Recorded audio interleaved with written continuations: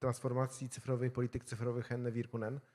Pozwolicie Państwo, zacznę od tego przywitania, dlatego że obecność podczas tak dużych wydarzeń najważniejszych przedstawicieli Komisji Europejskiej jest dla Polski niezwykle ważna.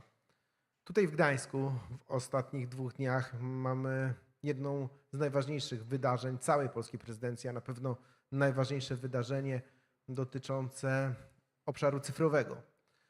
Polska przez ostatnie 6 miesięcy zbudowała nie tylko markę w Europie państwa, które z powodzeniem stara się o miano liderstwa w obszarze cyfryzacji, ale jednocześnie też prowadziła politykę, która ma zamknąć się rzeczywistymi sukcesami. Podczas ostatnich 6 miesięcy udało nam się zrobić milowy krok w sprawie rozumienia cyberbezpieczeństwa jako wspólnego interesu Unii Europejskiej. Dokonaliśmy zmian w planie zarządzania incydentami dużej skali w europejskim Cyber Blueprint i zbudowaliśmy to, co najważniejsze, czyli zrozumienie dla sprawy. Dzisiaj, w czasie, kiedy wojna hybrydowa dotyka wiele państw, a Rosja wprost nie kryje się z atakiem w obszarach cyberprzestrzeni na państwa Unii Europejskiej, niezwykle ważne jest budowanie kompetencji, wzmacnianie zasobów i takie opracowanie planów, które z jednej strony będą działały prewencyjnie w sytuacjach, gdy cyberataki się zwiększają, a z drugiej będą dawały odpowiedzi na to, jak szybko i skutecznie reagować i przeciwdziałać, jeżeli takie ataki już się zdarzą. Europejski plan przeciwdziałania cyberzagrożeniom, europejski blueprint jest dla nas jednym z najważniejszych elementów naszej prezydencji, ale nie tylko w tych obszarach. Tutaj w Gdańsku i podczas ostatnich 6 miesięcy mocno rozmawialiśmy i dużo zrobiliśmy. To również sztuczna inteligencja i jej wpływ na różnego rodzaju zmiany w polityce gospodarczej z państw Europy, ułatwienia i uproszczenia w procesach przygotowania prawa z szczególnym uwzględnieniem małych i średnich przedsiębiorstw. To jeden z tych elementów, które tutaj w Gdańsku wybrzmiały i tutaj zostały przygotowane jako najważniejszy element odpowiedzialności i na te elementy chciałbym przede wszystkim zwrócić uwagę.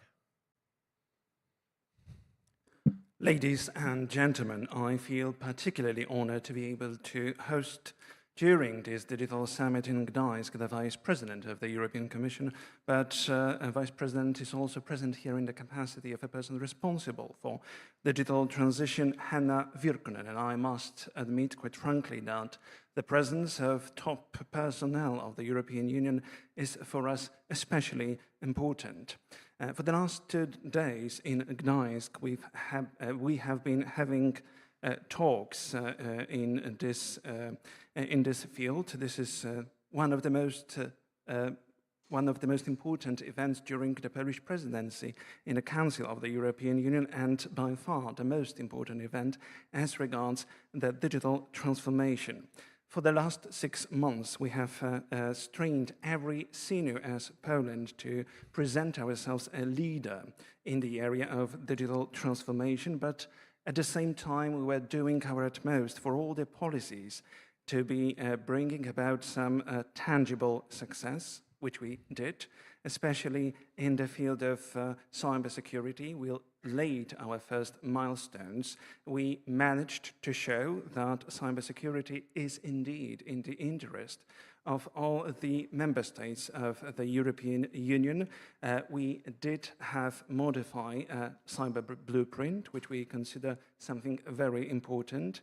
We managed to gather understanding and a common ground among the member states for this cause, especially in the light of the fact that Russia has waged the hybrid war, and this hybrid war is now felt by the member states. But at the same time, we prioritized in particular terms the extension of digital skills amongst our society, and also we have made relevant plans for the prevention in the area of cybersecurity, but also plans concentrated on actual response if an incident happens, so that our reaction can come in due time. So Cyber Blueprint is by far something most pivotal in our presidency. But this was not the only subject that we managed to raise over the last 2 days here in Gdańsk. We talked a lot, but we managed to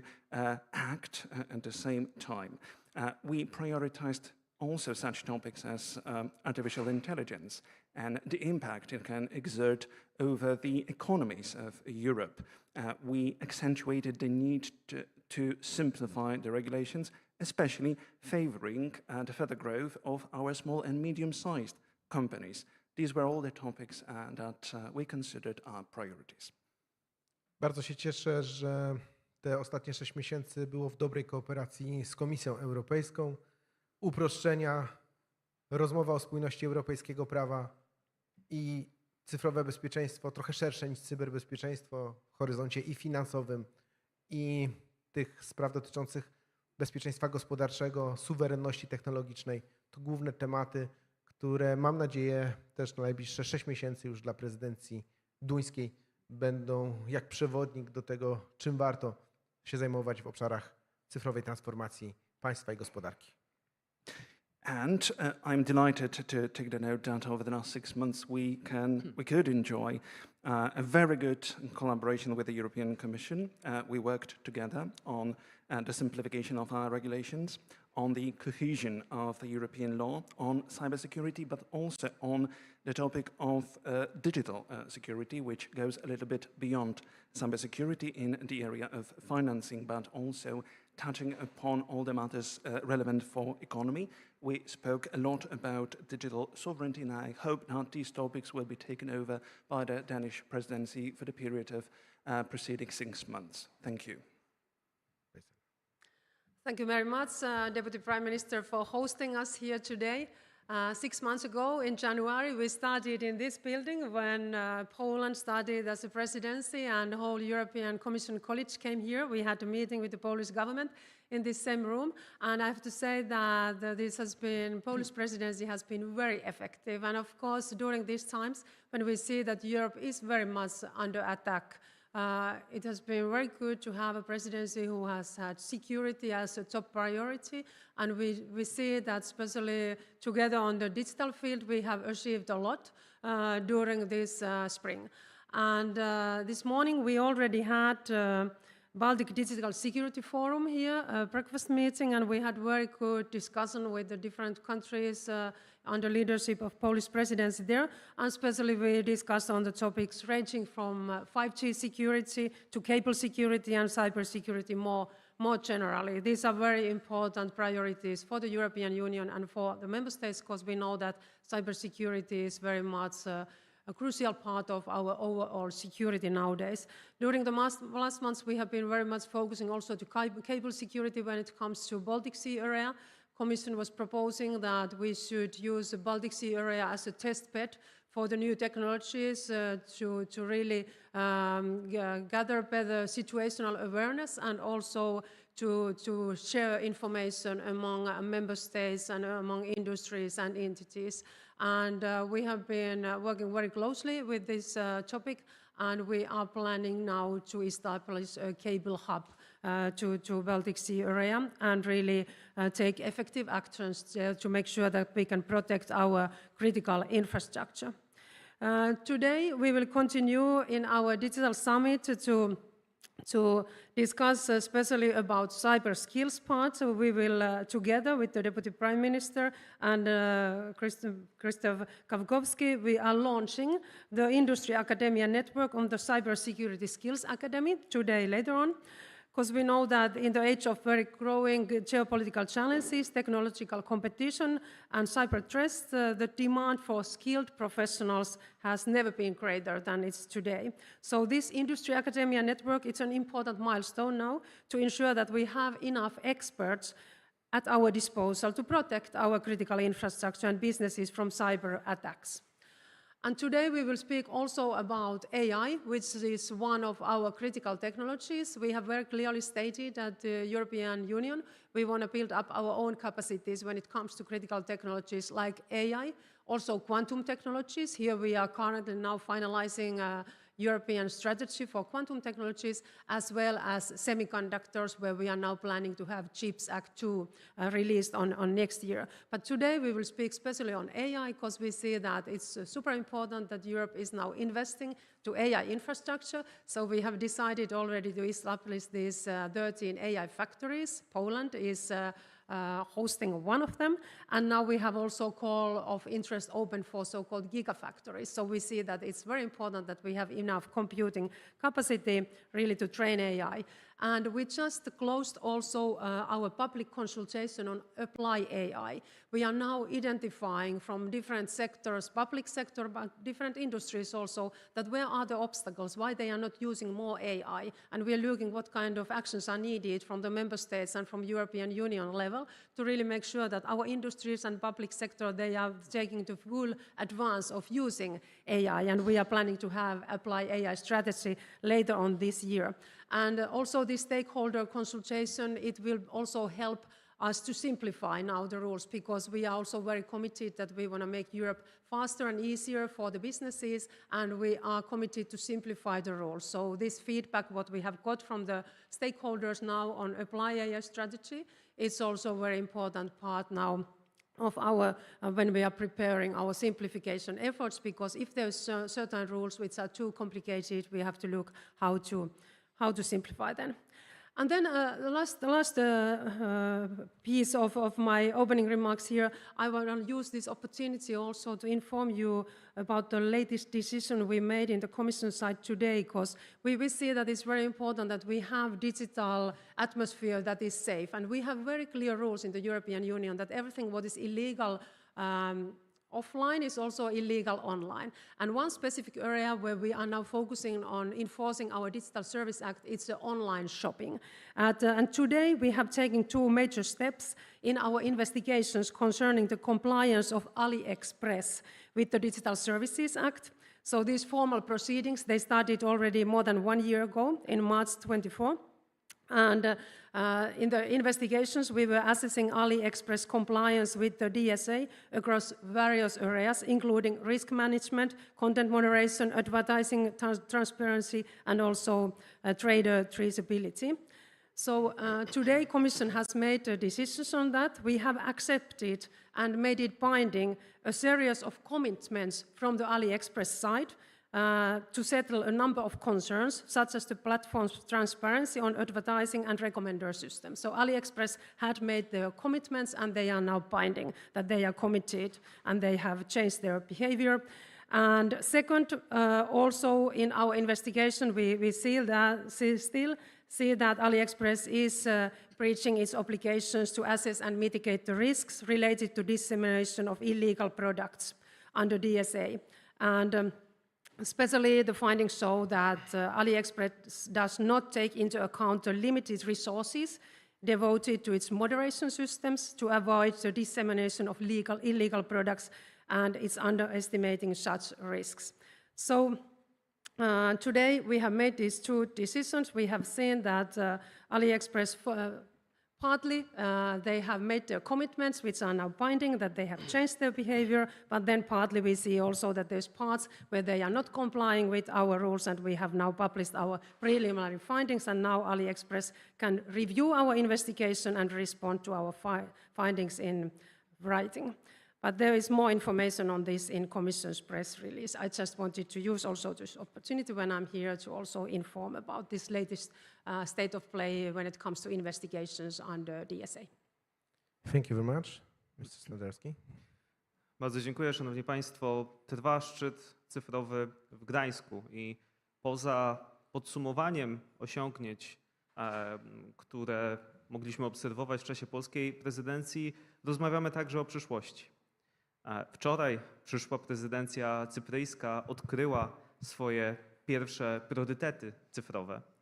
W kuluarach szczytu trwają bardzo zaangażowane i żywe dyskusje dotyczące wniosków o gigafabryki sztucznej inteligencji, a wokół szczytu odbywa się wiele wydarzeń, które też formułują przyszłe kierunki dyskusji i kierunki, które już teraz powinny być w centrum dyskusji w Unii Europejskiej.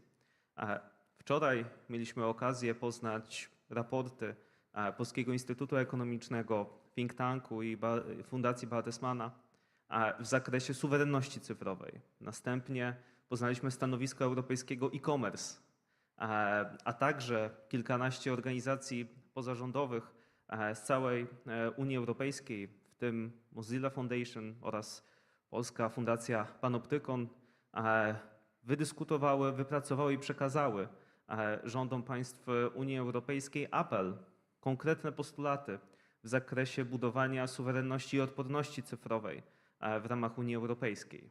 To są dokumenty, raporty, które są czytane w stolicach państw Unii Europejskiej i które są bardzo ważne, bo budują to zaangażowanie społeczeństwa obywatelskiego i kreują nowe polityki. Dlatego bardzo się cieszę, że mogliśmy gościć różne sektory podczas szczytu cyfrowego i rozmawiać nie tylko o tym, co zrobiliśmy przez ostatnie 6 miesięcy, ale co powinniśmy zrobić i co zrobimy w następnych miesiącach.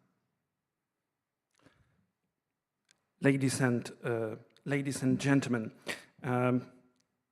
the Digital Summit in Gdańsk is now ongoing, and this is not only a very precious opportunity for all of us to summarize what we have achieved over the last 6 months, but also we can make some plans looking forward.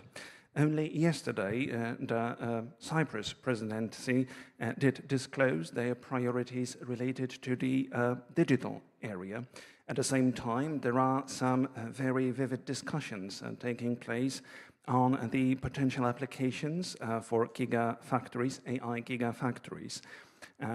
Furthermore, we have managed for this event to bring together a number of very important stakeholders. And yesterday, we made ourselves familiar with the outcomes of the report that had been prepared by the Polish Economic Institute, by the think tank and Bertelsmann's Foundation. Plus, there was the participation of the European e-commerce and plentiful NGOs, like, for instance, Mozilla Foundation and Panoptykon. They have formulated their postulates, they formulated their appeal, and especially with regard to European digital resilience as well as sovereignty. I must admit, such reports are being keenly read in the capitals of the European member states. And this is a very important input that we did receive from civil society. And this is very much telling us how important the role is on the part of civil society in shaping the policies to be later implemented. And coming back to this event, this has not only been a platform of very different sectors. This summit gave us an opportunity to wrap up what we have accomplished over the last 6 months, but also it tells us what our priorities should be in the time ahead. And let me take the opportunity to express how grateful I am to Executive Vice President Henna Virkkunen, to her team, to Roberto Viola, to Renate Nicolai, and to all in the European Commission. And I would like to thank you for those long hours of discussions, long hours of the good work for the whole European Union. And I believe that this presidency was not only successful, but it was also the great opportunity for our member state and for every member state taking the torch in the future to look how important is the Commission's work, how complex tasks are ahead, and how important is to learn how to bring 27 countries on the table and how to work out the good compromises, sometimes hard compromises, but it's not only the opportunity to push some ideas forward, but it's also a great university of the European Union for every presidency, and that's what I'm grateful for. And now we are passing the torch to our Danish colleagues. Now, Caroline Stage Olsen will be responsible for the digital affairs from the presidency side. I'm looking forward to cooperating with the Danish presidency in the European Union, and I'm also glad and thankful because Polish presidency, to be honest, will not last 6 months, but thanks to the great work with the presidency trio, with our Danish and Cypriot friends, we feel that our efforts will last at least 18 months because we work as a team. And now the second one from this team is getting the lead of those works, and Danish presidency will have the full support from the Polish government, especially that we share a lot of common priorities. Thank you very much once again for those wonderful journey of 6 months, and I'm looking forward for July the 1st of being the one of the 27 but proud member states of the European Union again, and looking and crossing fingers for the next presidency. Thank you. Thank you very much. Do you have a question? Czy mają Państwo jakieś pytania? Zapraszamy tutaj. Other questions? Do mikrofonu.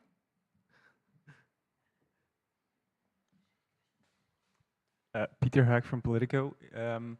2 days ago, the Commission published a report that shows that AI uptake is still very low in the European Union. Many countries have blamed regulation and have also called for a pause of the regulation. European Parliament lawmakers, though, pushed back against that pause. What is the current position of the Commission on this pause of a regulation? Yes, thank you very much for the question. I think it's very important that in the European Union we have very clear rules also when it comes to AI, and we see that most of the cases where we are developing and using AI, there is no risk.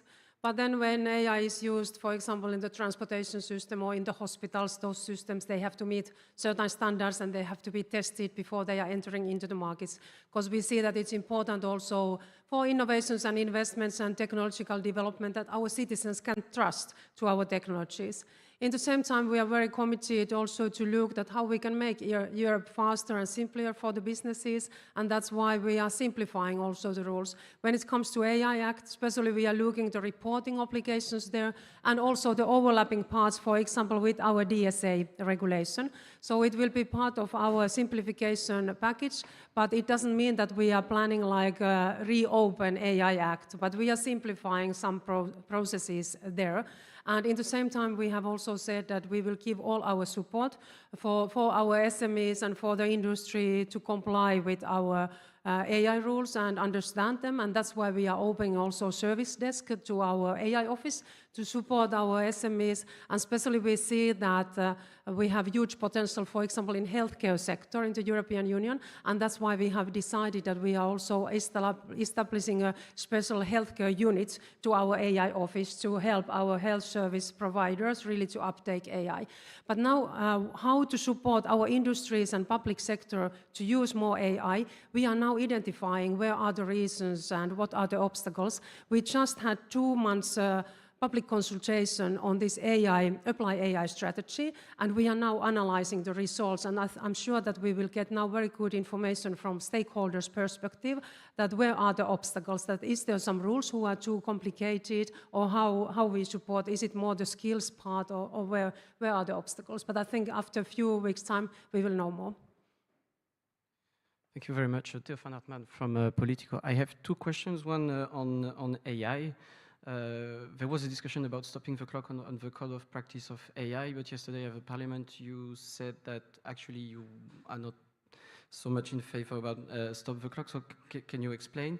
And also you talked about the findings on AliExpress, so when can we expect the fines or the findings on X? Thank you. When it comes to AI Act next, because it's coming into the force, AI Act, as we know, like step by step. So some parts are already applying. So the prohibited user cases, they already came into the force in February. And then now the next step will be in August, when the generative AI part will apply. And before that, we want to finalizing the code of practice for our stakeholders to also help them to comply with the rules, and also the guidelines and also the template on the copyrights part. So we are working on that, and currently it's the external expert group who is working with the code of practice. And I'm sure that in a few weeks' time, we will have the final version from them. And before August, we should have the code of practice that we can also have everything ready before the next step, 2nd of August, is applying on AI Act.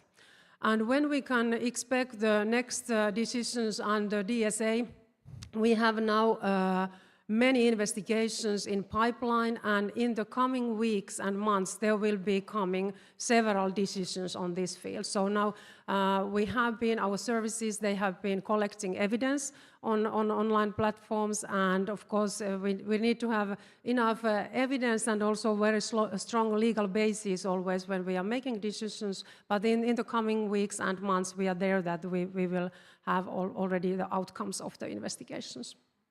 Drodzy Państwo, bardzo serdecznie dziękujemy za udział w briefingu prasowym. Życzymy owocnych dyskusji, udziału w kolejnych panelach. Thank you very much. Thank you very much.